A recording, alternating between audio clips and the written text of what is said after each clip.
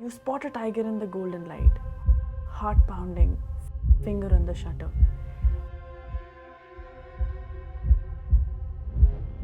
And then you look at the screen. Completely blurred, just like that. A once in a lifetime shot, gone. If you ever missed a magical wildlife moment because of low light, you're not alone. Shooting in the jungle at dawn, dusk, or in the direct canopy of trees is one of the biggest challenges we face as photographers. But what is the good news? You can master it. In this video, I will break down exactly how to shoot crisp, stunning wildlife photos, even in tricky lighting, with gear tips, camera settings, and creative techniques, and some tips I have learned the hard way spending years in the field. Whether you're using a DSLR or a mirrorless or a budget gear, this one is for you. Let's dive in and make low light your new superpower. Low light in wildlife photography is common. Pre-sunrise safaris, dense forests like Dudhwa or Corbett, overcast days or golden hour where the drama peaks, and that is the time when photography becomes a little tricky because ISO needs to be high, risking grain and noise.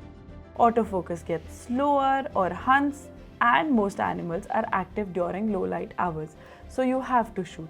But you can also treat this as an opportunity because I strongly feel low light adds depth, mood, and mystery. You just need the right tools, mindset, and skills. So here are a few things you need to keep in mind for your next wildlife trip. First is ISO. Embrace the grain. Let it be there because you don't have any other options, so don't fear ISO. I shoot at 3200 to 6400 in such situations. Always remember that noise can be cleaned in post, but if you end up having motion blur in your image, you cannot fix it no matter what. Second is aperture. Shoot wide open. Use 2.8, 4 or the widest that your lens allows.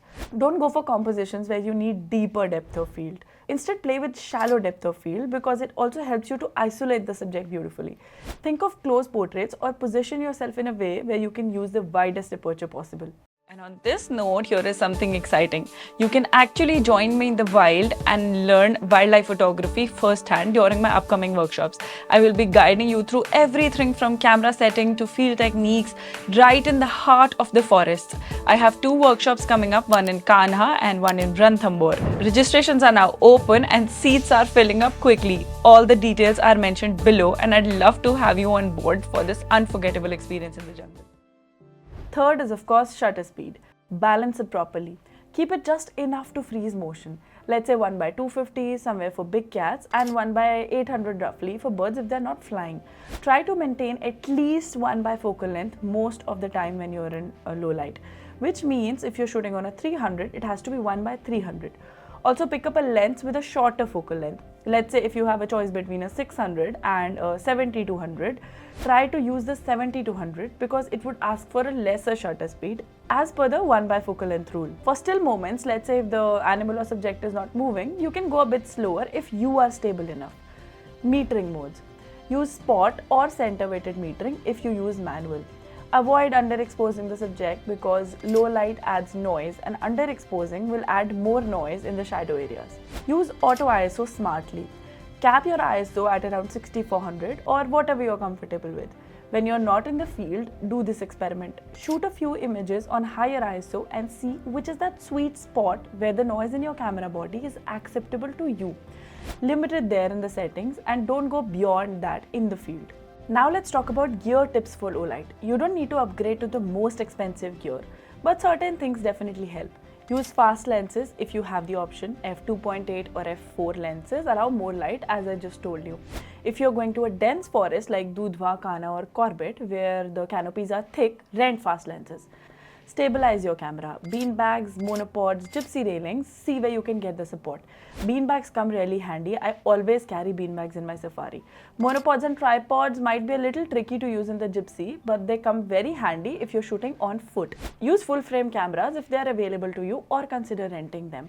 They often offer better dynamic range and cleaner high ISO handling. Once you are thorough with technicalities and have the accessories right, be creative and come up with some interesting compositions which are suitable for low light. Now let's talk about the compositions that you can try in low light. Use contrast and come up with silhouettes. Backlighting is perfect for silhouettes. That's the time when you can have some moody shots with your subjects. Shoot subjects against the sky or a brighter patch. This gives you a better shutter because more light. Also, this is the time when you go for rim lighting. See if your subject has a hairy body. Hair can help you create some very interesting frames, highlights mood and emotions. Mist, fog and haze give a super cinematic feel. Go for compositions where you can include the mist or make low light part of your composition and give that dawn and dusk mood. Frame with available light. If there is a sunbeam or a setting sun in the background, use it as spotlight. I love composing birds against the perches with sun in the background. Think a bit out of the box and see if you can make that little bit of light part of your composition. Autofocus and manual adjustments. In low light, autofocus may give up on you at times, so try avoiding it. Use center point focus if you're using a DSLR, switch to manual focus if your camera keeps hunting focus.